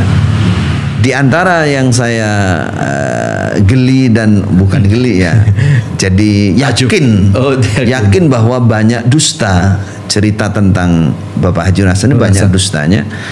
Di situ di catatan murid saya baca ada Malaysia, ada Thailand, ada Indonesia. Yang Indonesia itu yang saya baca Kiai Bakir Al-Jogjawi. Kemudian guru jalur yang juga ada mirip-miripnya berkait dengan itu, kemudian Syekh Nawawi Al-Bantani dan lain-lain. Di antara itulah. Nah, saya tarik Al-Madkhal tidak ada, Madkhal tidak ada, Midkhal tidak ada, Nur Hasan tidak ada, Ubaidah, cari ulang-ulang. Loh, kok nggak ketemu? Kok ketemu? Terus karena nggak ketemu, saya ingat ceritanya Mbah Nur Asnawi. Mbah Nur Asnawi yang dikatakan mendampingi beliau, terus ingat kan apa saya waktu itu tanya atau beliau yang cerita, nek ngaji kok apa terus ngaji terus di Syekh Marhaman? Ya ora ya laktung itu apa ya? Laktung itu semaunya. Ya sempatnya. Nek wayah ngaji yang ngaji, nek gak ya gak. Nah, terus saya pikir, oh berarti bukan murid yang multazim ini. Yang multazim, mulazamah betul. Kalau memang mulazamah betul, datang terus dan kemungkinan besar kan kalau memang top betul, apalagi hafal 49. Nah, mana ada di Mekah aja nggak ada orang hafal kutubus sittah aja sudah 49 kitab hadis. Kitab hadis kok nggak ada suaranya, catatan aja nggak ada. Dan berarti saya waktu wahai kadzab ini ya Allah, dusta. Nggak tahu apakah yang ngarang cerita itu murid-muridnya. Nah, yang saya ingin tegaskan kondisinya seperti itu. Sedangkan yang dianggap kemurnian, ilmu yang murni yang bersanad oleh Jokam, oleh jamaah ini, misalkan ya makna keterangan Al-Quran, plus nggak ada sanadnya. Iya. Nggak ada sanadnya. Dia mau maknai Quran, dia bilang ini mangkul, ini bersanad, tapi nggak ada. Nah, yakin nggak ada. Saya sendiri di pasar nggak pernah ada. Kalau sanad bacaan bacaan waras dan hafaz ada riwayat. Nah, riwayat bacaan itu bacaan, bukan tafsir. Bukan itu yang mereka anggap murni. Makna keterangan Quran yang mereka anggap itu suatu ilmu yang tidak ada bandingannya. Mereka bohong mengatakan ada sanadnya, tidak ada. Satu itu tafsir aja nggak pakai. Betul-betul dimaknai gitu aja, kok jangan ditanya, nggak pakai tafsir. Seharusnya ini Saudara Jokam saya katakan, kalau memaknai menerangkan Quran jelas kitab tafsirnya, kemudian jelas sanadnya. Kalau memang betul itu baru namanya mangkul musnad. Ini tidak ada, betul-betul tidak ada. Satu. Kemudian hadis saya katakan tadi 5 ya. Yang Sunan Ibnu Majah dari saya. Nah, saya sudah diusir, dikafirkan, dimurtadkan, berarti kan sudah nggak punya kan? Nah, Sunan Ibnu Majah nggak punya. Nah, kemudian sanad yang 5 itu saya cocokkan dengan kitab sabetnya Syekh Marhaman, belum ketemu saya dari yang ada. Berarti semuanya nggak ada. Nah, itu. Terus itu satu. Yang kedua, tata cara atau kebiasaan bagaimana Syekh Umar Hamdan dan syekh-syekh yang lain di Mekah ketika menyerahkan sanad jasad riwayat. Bagaimana caranya? Caranya biasanya ini yang ada yang otentik sampai sekarang nyata. Biasanya dikasih buku catatan minimal sanad atau riwayat hidup Syekh, terjemah atau sabat, kemudian di situ ada tulisan penyerahan. Ya. Nah, ajastu, saya membolehkan saudaraku meriwayatkan dari aku kitab ini. Al-Mujiz ini, terus tanda tangan, tok. Dan itu otentik. Otentik. Nah ini nggak ada. Bapak Haji Nur Hasan nggak punya itu, nggak ada. Mungkin itu. Begini Ustadz, karena dari awal tadi kan sudah dapat ilmu yang cegegal tadi loh. Cegegal itu yang tadi. Jadi itu termasuk yang masuk ke dalamnya sanad 5 kitab hadis tadi. Jadi perkataan musnad mutasil terus dicek orang nggak ada jamaah yang dibawa. Padahal itu bohong, nggak ada. Berarti saya rasa ini mudah saja sebenarnya Ustaz. Artinya begini pemirsa, mudah saja. Pada poin yang ke-12 ini ketika ada yang mengatakan bahwa mereka saudara Jokam ini betul-betul bersanad, ilmunya bersanad, ya tinggal kita adu bukti aja. Sekarang siapa yang bisa membuktikan bahwa Kiai Haji Nur Hasan itu betul-betul bersanad dalam keadaan Ustadz Khalil Bustami sudah datang ke Mekah untuk ambil Sunan Ibnu Majah, dalam keadaan nggak ketemu yang katanya bersanad ini, nggak ketemu sanadnya, nggak ada otentik bukti penyerahan ijazahnya, segala macam nggak ada. Tidak ada semua. Belakangan mereka agak sedikit mau berkelit bahwa ada itu, tapi akhirnya blunder sendiri. Nah, bagaimana itu? Mereka sepertinya ingin mengambil sanad dari yang baru-baru pulang dari Mekah itu. Jadi padahal mereka kan dapatnya dari syekh di Mekah. Blunder juga mereka menyesatkan Mekah. Iya. Dan nggak jadi diungkap. Tapi awalnya mereka mau ada itu yang nyimpen siapa? Itu putranya Bapak Imam yang baru lulus dari Mekah. Awalnya begitu. Itu ponakan-ponakannya itu kita ungkap. Loh, itu kan sama dengan punya saya bilang. Itu kan sama dari Syekh Yahya, dari mungkin mereka juga dapat dari Syekh Khalid, mungkin dari Syekh blunder ya. Blunder nggak jadi. Terus saya ungkap lagi. Coba Anda membanggakan bacaan 21, bacaan 7 qiraat sab'ah bersanad muttasil. Saya tanya, dari mana sanadnya? Dari Bapak Haji Hasan? Tidak ada. Tidak ada. Jelas tidak ada. Dari mana? Dapatnya dari Syekh Husain Sobah, dari Al-Azhar. Qari dari Al-Azhar, Doktor Al-Azhar yang bertugas di Malaysia. Sanadnya dari sana Al-Azhar. Dan sekarang Anda mengkafirkan umat Islam di Mesir karena nggak berjamaah dengan Anda ambil sanad yang nggak mungkin, blunder juga. Makanya mereka nggak berani ngungkap. Cuman bilang sanad gitu, bersanad gitu. Padahal itu mereka banggakan itu ilmu bacaan mereka di dalam itu bersanad. Semua diajarkan, tua-tua semua diajarkan qiraat sama, ngerti nggak ngerti karena ini ilmu yang bersanad. Berarti kondisinya. Jadi kalau saya mikir ini sebenarnya kalau dulu pernah saya ungkap gini, cok ngomong kau yang ini tuh aku lo wisin aku. Tapi begitu teman saya yang dekat itu, cok ngomong musnad muttasil ini, awal itu lo gak ono, gak duwe, ikilah enek. Tapi mereka juga enggak. Ini begini Ustaz. Ya. Nampaknya 12 kita cukupkan karena ini tinggal adu dalil aja, udah adu bukti aja kan. Dan saya mulai tergelitik 13, 14, 15. Karena saya punya cerita tersendiri nih Ustaz. Kita punya teman di Kediri Ustaz. Jadi dari kalangan kita, bukan dari Islam Jamaah. Itu beliau bilang, kalau sama saya enggak kok. Jadi ceritanya dia jalan sama pembesar Islam Jamaah.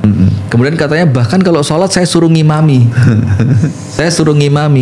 Bahkan kadang-kadang kita juga sholat di masjid pinggir jalan yang kita temui, kita sholat bareng-bareng. Jadi sudah tidak ada pemahaman seperti itu bahwa kalau sholat di belakangnya yang non jamaah itu sholatnya nggak sah. Nah sekarang saya bacain dulu. Yang ke-13 pemirsa, mereka mempunyai pengertian. Jadi mereka yang sudah keluar dari Islam Jamaah memiliki pengertian sholat bermakmum pada selain orang jamaah itu sah. Berarti orang Islam Jamaah mengatakan sholatnya tidak sah. Tidak sah. Nah bagaimana Ustaz? Kenapa mereka mengatakan kok tidak sah? Kenapa? Pertama, mereka meyakini bahwa semua di luar mereka itu ahli bid'ah. Naam. Satu. Nah, ahli bid'ah itu tidak diterima sholatnya, puasanya, umrohnya, hajinya, sodakohnya. Mereka biasanya dipakai di Sunan Ibnu Majah yang oleh Syekh Albani dihukumi maudhu, hadis palsu. Hadis palsu. Soalnya la yaqbalullah li sahibi bid'atin sauman wala salatan wala sadaqatan wala hajjan wala umratan wala jihatan wala sarfan wala adlan yakhruju minal Islam. Nah, ini yang belakang ini yang mereka jadikan pedoman juga. Kama takhrujus sya'ratu minal ajin. Allah tidak menerima amalnya ahli bid'ah, salatnya, puasanya, zakatnya, hajinya, umrohnya. Mereka keluar dari Islam sebagaimana selembar rambut keluar dari adonan tepung ini, seret gitu, hilang.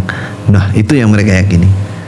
Kalau dalil yang mereka sering ungkap, la yaqbalullah amala sahibi bid'atin hatta yada'a bid'atahu.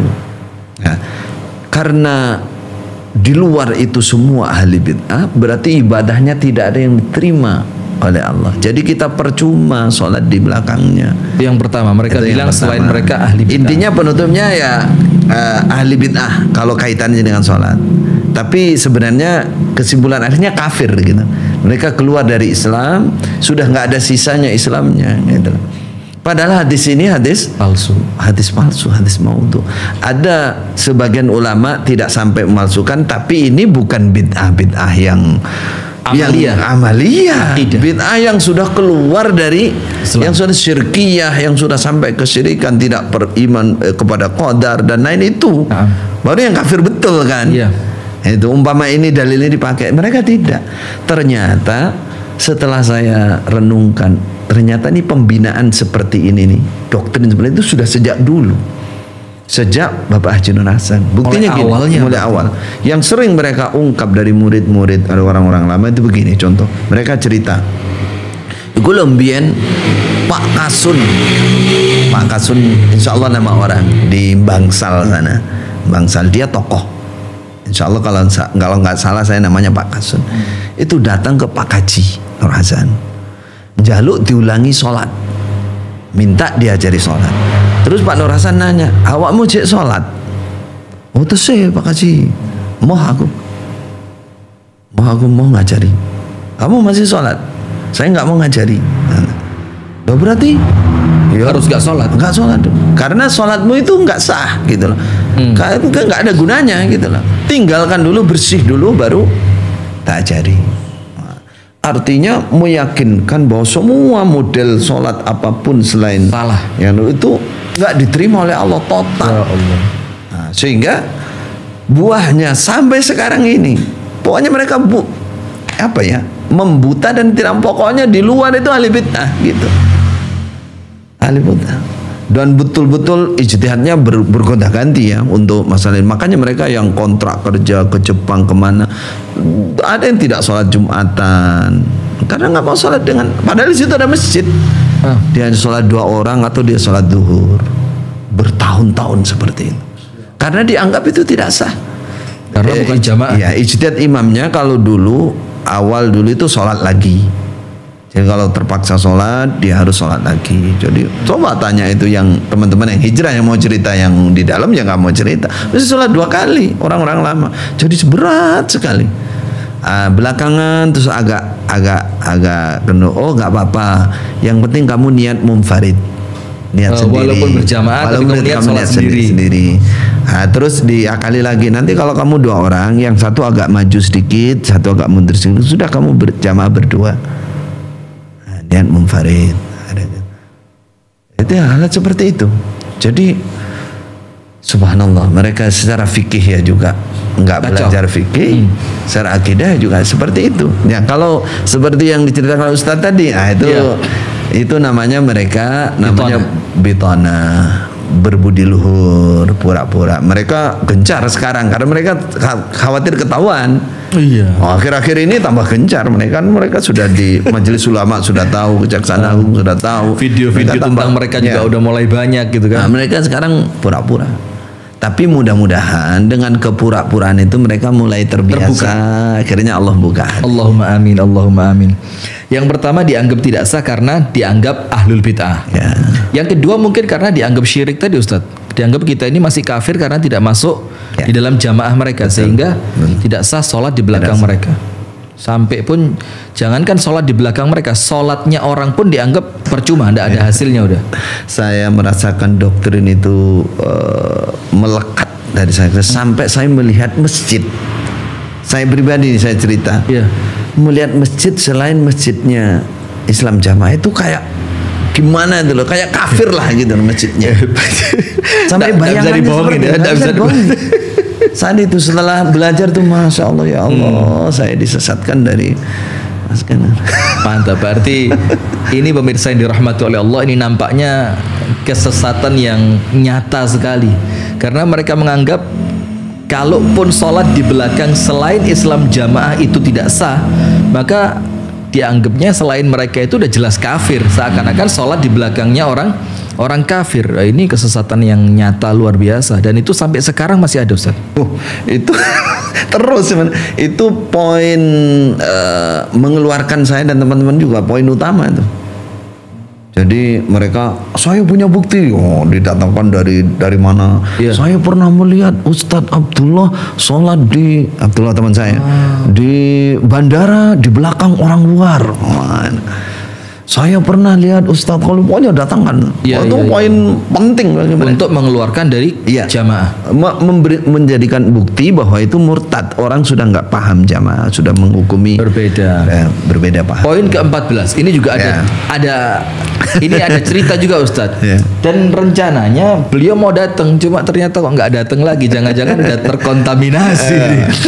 Jadi ceritanya begini Ustadz, saya punya teman, dia teman akrab lah, biasa ngaji juga. Dia menikah dengan seorang perempuan, yang perempuan ini masih di dalam Islam Jamaah.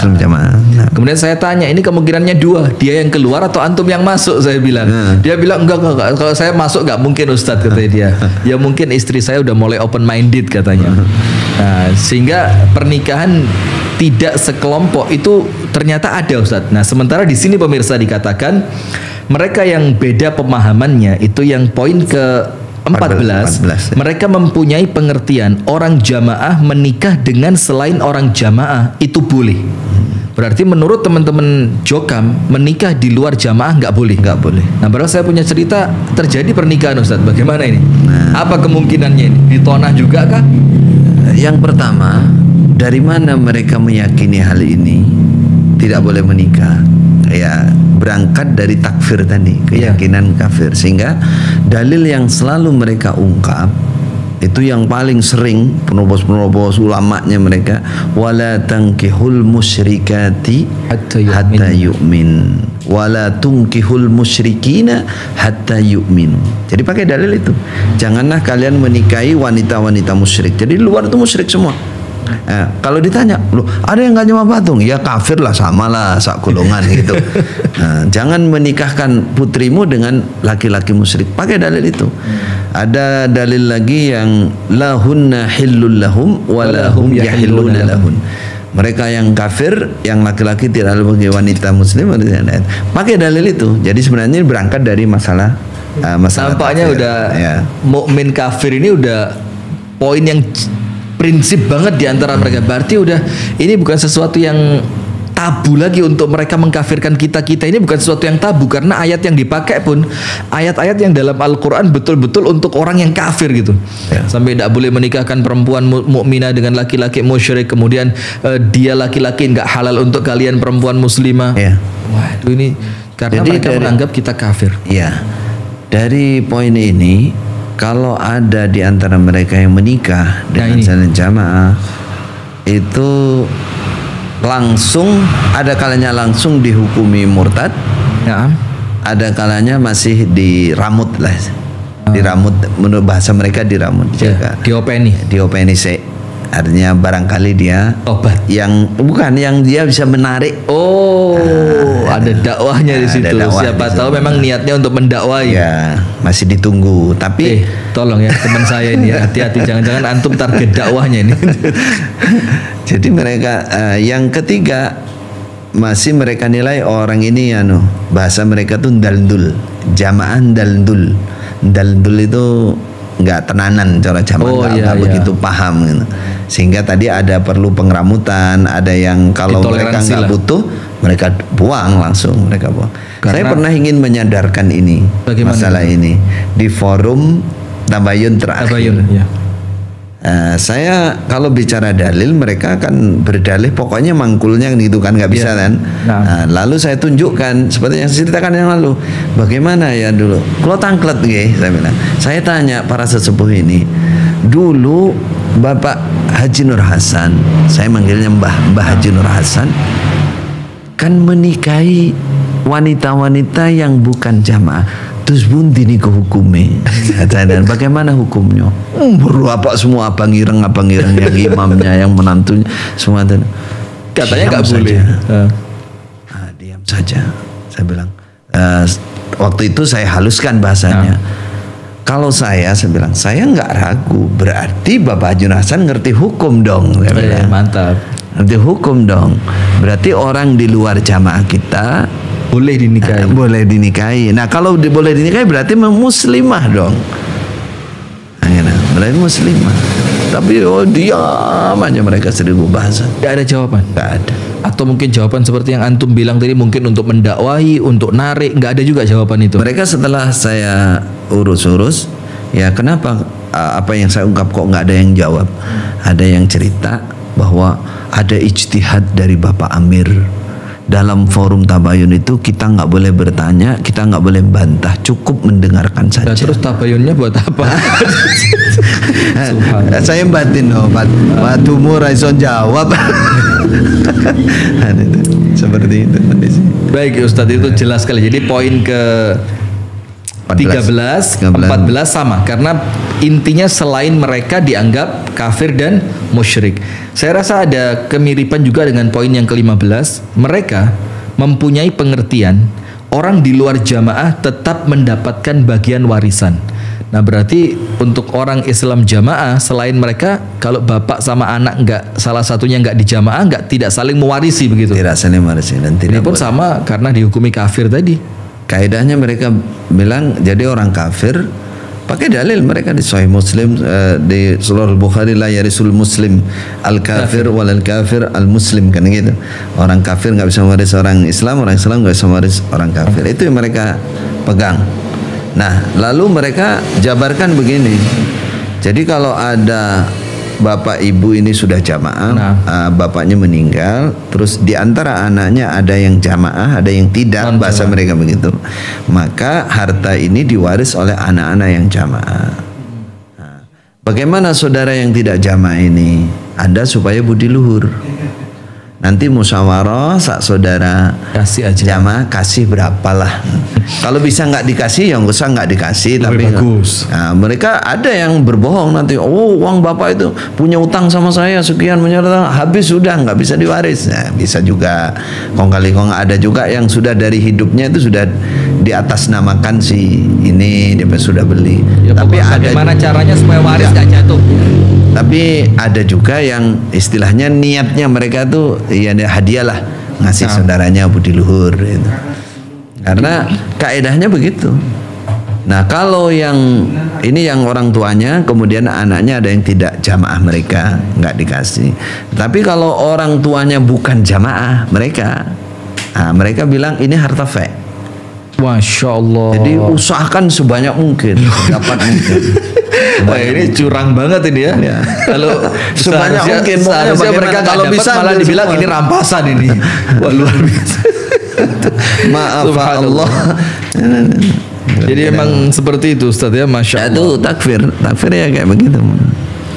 Baik Ustadz Khalil Bustami, barakallahu fikum. Saya punya beberapa catatan penting di sini Ustadz. Artinya ini sudah kita sampai 15 poin ya. Dan insya Allah mungkin pertemuan berikutnya kita akan bahas sampai selesai 30 poin. Mungkin ada pertanyaan-pertanyaan langsung atau juga. Ada pertanyaan nanti yang sudah masuk lewat kolom komentar yang bisa dikirim mungkin. Mana coba antum Mungkin Ustadz mau ungkapkan yang tadi. Iya. Antum kirim ke ana, antum screenshot kirim, nanti ana bacain sambil ana. Yang pertama begini Ustadz. Ini poin-poin penting pemirsa yang sempat saya tulis di pertemuan malam hari ini. Yang pertama mengenai kesyirikan, kemudian praktek perdukunan, dan itu nampaknya betul-betul nyata, bahkan menjadi cerita yang terus diungkap di setiap acara-acara mereka seperti CAI, yaitu Cinta Alam Indonesia. Kemudian cerita-cerita itu bahkan sudah menjadi suatu yang wajib di antara mereka. Kemudian bahkan ketika ada praktek-praktek perdukunan itu istilahnya sudah ditasheh. Walaupun amalannya amalan dukun, kalau sudah mankul maka itu bukan syirik. Dari pusat bukannya sudah murni itu sudah murni, masya Allah. Kemudian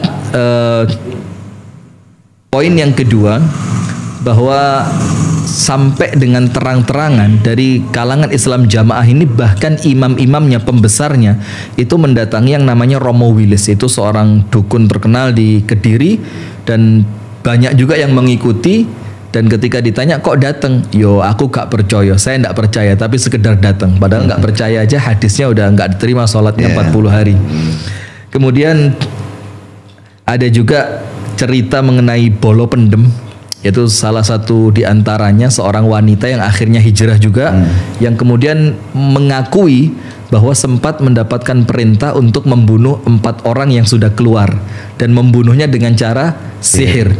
Padahal jelas dalam fikih Syafi'i pun ada Kitabur Riddah, itu menjelaskan bahwa sihir itu termasuk salah satu yang menjadikan seseorang keluar dari agama Islam. Dan kemudian yang berikutnya nampaknya terulang Ustadz. Jadi hanya berkutat pada doktrin saja. Pokok doktrin dari atas ini boleh, sudah ditasheh, mankul. Jadi nampaknya berkutat pada doktrin. Kemudian mengenai dibilang ilmunya tidak bersanad, ini tinggal kuat-kuatan bukti aja. Karena secara penjelasan bahkan Ustadz Khalil juga sudah ambil sanad Ibnu Majah, dan ternyata yang lain nggak ketemu bahwa Kiai Haji Nur Hasan itu pernah mendapatkan sanad begitu Ustadz ya, apalagi Al-Qur'annya atau yang lainnya. Jadi tidak ada sanad sama sekali dari Syekh Umar Hamdan maupun Abu Sama Al-Zahir. Nah kemudian yang berikutnya mengenai pemahaman selain mereka itu ahlul bid'ah, dan yang ternyata yang dipakai dalam Sunan Tirmidzi itu Ibnu Majah. Sunan Ibnu Majah itu hadis yang palsu menurut Syekh Nasiruddin Al-Albani. Itu beberapa poin yang sempat saya catat Ustadz. Kemudian masalah sholat di belakangnya tidak sah, tidak saling mewarisi, tidak saling menikah. Intinya hanya pada karena kita betul-betul dianggap sudah kafir. Karena ayat-ayatnya yang masuk adalah ayat-ayat yang kafir. Nah, saya bacakan Ustadz, ini pertanyaan. Lalu solusinya untuk orang awam bagaimana tahu itu dukun yang berkedok kiai atau orang-orang yang melenceng akidahnya? Lalu cara memilih pondok yang baik itu bagaimana? Ini tentu ini sifatnya umum jadinya. Umum yang ini, entar. Secara yang lain lagi. Lebih yang lebih khusus. Ini Ustaz, bahasa Islam Jamaah. Mungkin antum paham. Ini poin yang ke-12. Saya dengar langsung dari Mbah Sarino. Tahu Mbah Sarino? Atau Mbah Margo? Nah, iya, dari Sumatera, dari dalam tanda kurung Mbah Margo, bahwa sanatnya di Islam Jamaah sudah hilang di becak sejak pertama Abah Nur Hasan pulang dari Mekah. Antum sempat ngomong tadi ya, hilang di becak tadi ya. Dan dulu pernah disayembarakan. Ini bagaimana ceritanya Ustaz? Sanat yang sampai disayembarakan ini. Pertama Mbah Sarino ini, kalau saya nggak salah, dia profesinya itu kondektur bis. Nah, tapi dulu pernah ikut ngaji berguru dengan Pak Haji Nur Hasan. Nah, kalau istilah hilang di becak itu yang saya dengar dari keluarga, berarti versinya lebih jelas lagi, lebih dekat. Jadi pada saat beliau Pak Haji Nur Hasan gilir istri yang di Kediri, istrinya kan banyak. Nah, yang di Doho, di Jalan Doho dulu. Saya lupa namanya istri yang mana itu. Terus balik ke Burengan, ke pondok itu naik becak, bawa tas. Iya. Nah, terus tasnya ketinggalan di becak. Cari nggak ketemu lah, intinya begitu. Nah, terus tambahannya sanatnya di situ. Jadi Karena sanad surat-surat itu ada di tas tadi. dan di situ. Dan nampaknya ajaib Ustaz. Orang kalau punya surat berharga Ustaz nggak akan dibawa pergi kemana-mana. Itu tentu diletakkan di lemari khusus, disimpan, laminating. Apalagi sekedar pergi dari Doho ke Burengan. Pentingnya apa sampai dibawa? Dan ini sebenarnya jadi jawaban bahwa memang tidak punya sanad. Nah, Apa buktinya? Mudah sebenarnya untuk bagaimana? Kalau memang betul di situ surat-suratnya resmi, misalkan ada ijazah Darul Hadis, kemudian dapat sanad dari Syekh Umar Hamdan, mudah kan? Balik aja ke Mekah. Ya, minta diperbaiki, diperbaharui. Padahal setelah itu bolak-balik ke Mekah, di Mekah tinggal 6 bulan, 8 bulan. Syekh Umar Hamdan mungkin waktu itu masih ada, murid-muridnya, teman-temannya ya ada. Lah saya aja yang istilahnya cucu murid Syekh Umar Hamdan ada otentik. Iya. Dapat dan banyak di Mekah. Banyak di sini.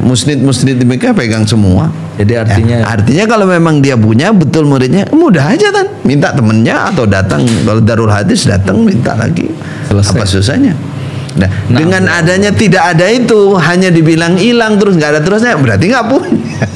Iya. Karena mau minta nggak bisa kan, berarti kan. Seharusnya kalau punya minta dengan mudah bisa. Nah, kemudian ada satu poin lagi yang saya sempat lupa tadi Ustadz, untuk teman-teman yang masih merasa terkecoh. Oh, mereka sholat kok di belakang saya. Bahkan kalau kita safar berhenti di sembarang masjid lalu kita sholat. Nah, itu nampaknya bitonah. Bitonah itu menyembunyikan untuk supaya tidak kentara, tidak ketahuan, atau kemudian bisa jadi budi luhur. Ya, atau niat munfarid tadi. Atau bisa jadi niatnya munfarid, dia berjamaah tapi niatnya sendiri. Bahkan boleh jadi sholatnya diulang itu kalau sampai hotel ya. Bisa. Masya tapi kalau Allah, sudah niat sendiri itu sudah enggak. Cukup ya, sudah cukup. Cuman waktu itu ya yang berijtihad begitu kan wakilnya imam yang saya tahu, namanya Pak Haji Kasmuti waktu itu. Dalam forum pertemuan itu saya bilang, apa mungkin, bisa nggak orang mengikuti geraknya imam tapi niat terus niat munfarid? Ini fikih apa? Saya bilang, mau anda tanyain barusan Ustaz. Itu fikih apa? Imamnya di depan Allahu Akbar, dia ikut Allahu Akbar. Kok bisa munfarid ini gimana? Sampai saya guyonnya gini, apakah ketika mau menjelang takbir, pokoknya aku niat munfarid lah ya, walaupun aku ikut kamu, apa begitu saya bilang. Jadi saya waktu itu aja ya berartinya. Tapi ya tetap, ya pokoknya ikut solusinya gitu. Atau bahkan mungkin menganggap darurat ya, darurat. Al-daruratu bihal mahdhurat. Sampai saya balik, teman saya balik pengertian, saya bilang, apa selama ini sampean kalau mau sholat sampean berdiri dulu, merenung dulu, saya jadi imam lah ya, saya jadi makmum lah ya. Berarti sekarang saya nggak jadi makmum lah, walaupun saya ikut, apa begitu? Ini masuk akal dari mana? Hukum kayak begini nggak masuk. Jadi tapi ya tetap aja mereka jalan sampai sekarang mereka begitu. Memang kesesatan ini ajaib, kasihan. Ajaib ya. Jadi bahkan dalil-dalil yang disampaikan pun mungkin yang antum punya tentu lebih panjang Ustaz. Cuma kan kita ringkas saja. Itu sesuatu yang sangat mudah difahami dengan gamblang oleh orang-orang yang sedikit saja mau berpikir. Ya. Nah, maka tetap intinya adalah berputar seperti yang sebelum-sebelumnya Ustaz, masalah ilmu, masalah hidayah, dan kemudian doktrin aja. Ketika mereka sudah tidak mau mencari ilmu, hidayah Allah pun belum datang kepada mereka, dan semoga Allah berikan hidayah. Dan yang ketiga, mereka udah doktrin, apalagi dari awal sudah notabene-nya orang-orang yang tidak memiliki pola pikir kritis. Wes yang penting melok, yang penting ikut, yang penting selamat, yang penting masuk surga. Nah, ini salah satu doktrin. Pemirsa yang dirahmati oleh Allah Subhanahu wa taala, kami sampaikan jazakumullah khair kepada Ustadz Khalil Bustami atas apa yang telah disampaikan, dan kami harapkan kepada pemirsa sekalian untuk ikut menyebarkan tayangan ini, di-share, atau kemudian kami bebaskan mau dipotong bagian-bagian, yang penting niatannya baik dan bertanggung jawab untuk kemudian memiliki niat mencerahkan orang-orang yang masih di dalam kesesatan atau di dalam penyimpangan. Barakallahu fikum. Jazakumullahu khairan katsiran. Kita tutup pertemuan kita di malam hari ini dengan doa kafaratul majlis. Subhanakallahumma wa bihamdika asyhadu an la ilaha illa anta astaghfiruka wa atubu ilaik. Assalamualaikum warahmatullahi wabarakatuh. Waalaikumsalam warahmatullahi wabarakatuh. Alhamdulillah.